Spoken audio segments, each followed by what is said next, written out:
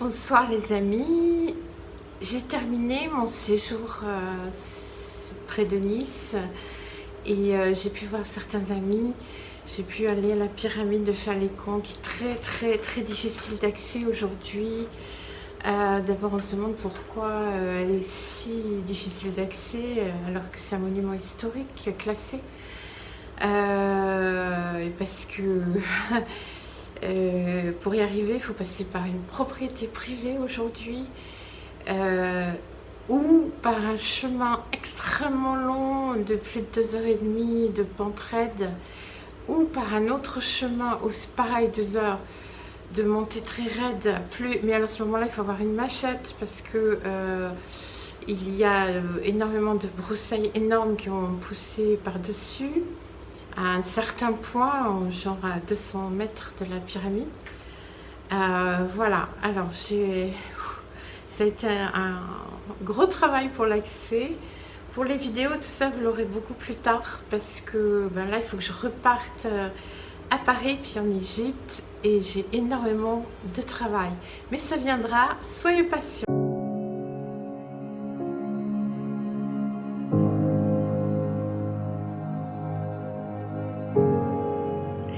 Voilà, je suis au sommet du Mont Chauve. Vous voyez Nice au fond avec la mer.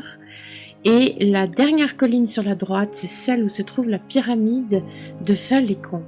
C'est un panorama absolument magnifique.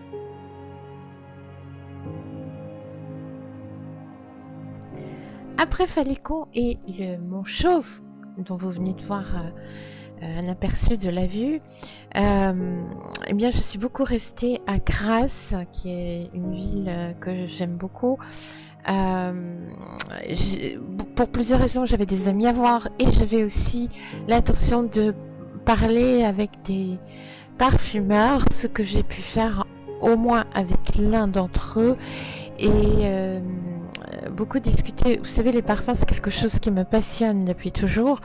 À Fayoum, en Égypte, c'est l'endroit où il y a le plus de culture de fleurs de tout le Moyen-Orient.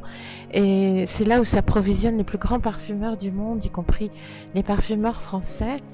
Et j'ai beaucoup d'amis parfumeurs égyptiens et c'est absolument passionnant.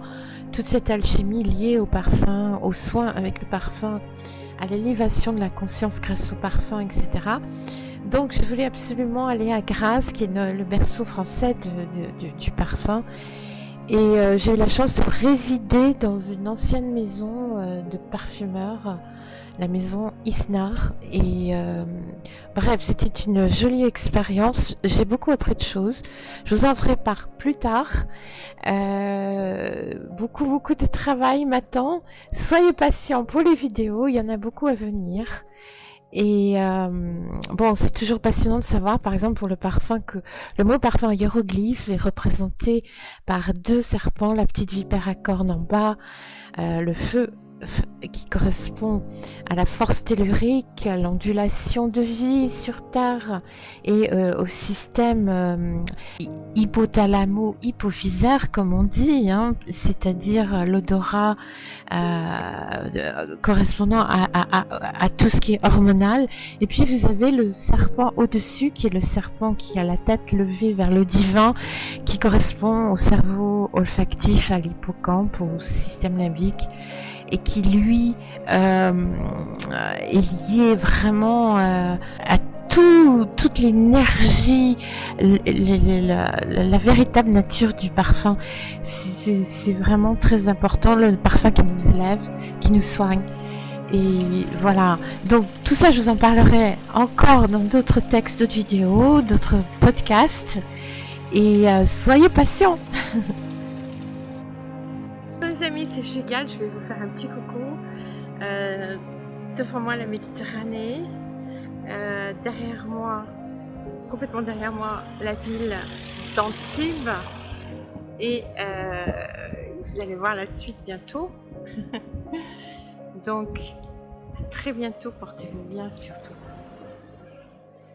Bonsoir les amis, j'étais en France quelques petits jours et maintenant je rentre en Égypte.